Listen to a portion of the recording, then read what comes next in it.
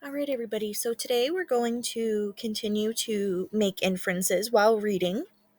And today we're going to do that on Jamboard here.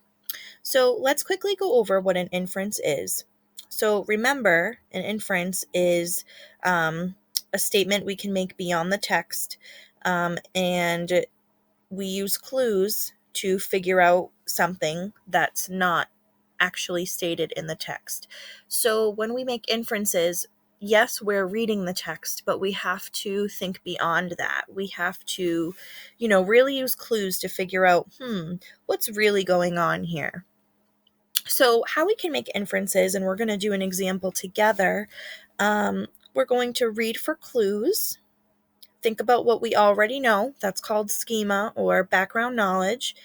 And figure out what makes the best sense to you. We can say a couple of things. We can say, I can tell because, or I infer because. We're going to use I can tell today. So first, boys and girls, we're going to read the passage together. Think about the question here. What is Cheryl doing? We'll make an inference, and then we'll do some underlining that helps us think about that inference together. Okay, so as I read, I want you to think to yourself, what is Cheryl doing? Cheryl placed her box on the counter. The cashier helped her weigh it. It'll cost $26.50 to get there by Tuesday the 25th. Cheryl frowned. Well, that's kind of expensive. The cashier shrugged. It's the busy season. The only way to get it there in time is to pay for the express service. Cheryl nodded. Well, if that's what it costs, I'll pay it. It's important to me that my grandkids get this in time. So, after reading that passage, I can infer or I can tell that Cheryl is at the post office mailing a package to her grandkids. Okay? The text never explicitly said that she's at the post office. The text never explicitly said that she's mailing a package. And they never said that the package was going to the grandkids.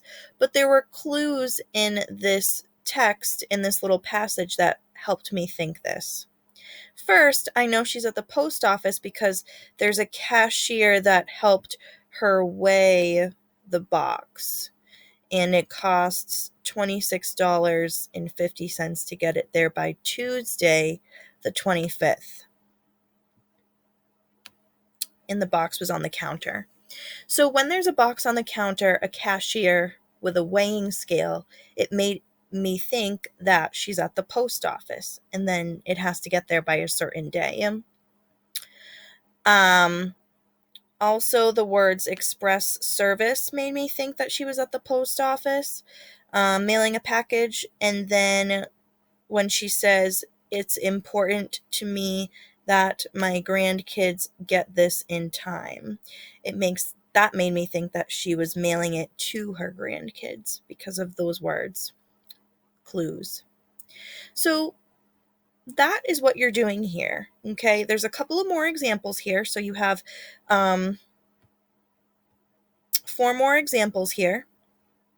And I want you to read them, think about the question that's stated up here, and tell me what you're inferencing, and use the highlighter to highlight a few words or a sentence or two.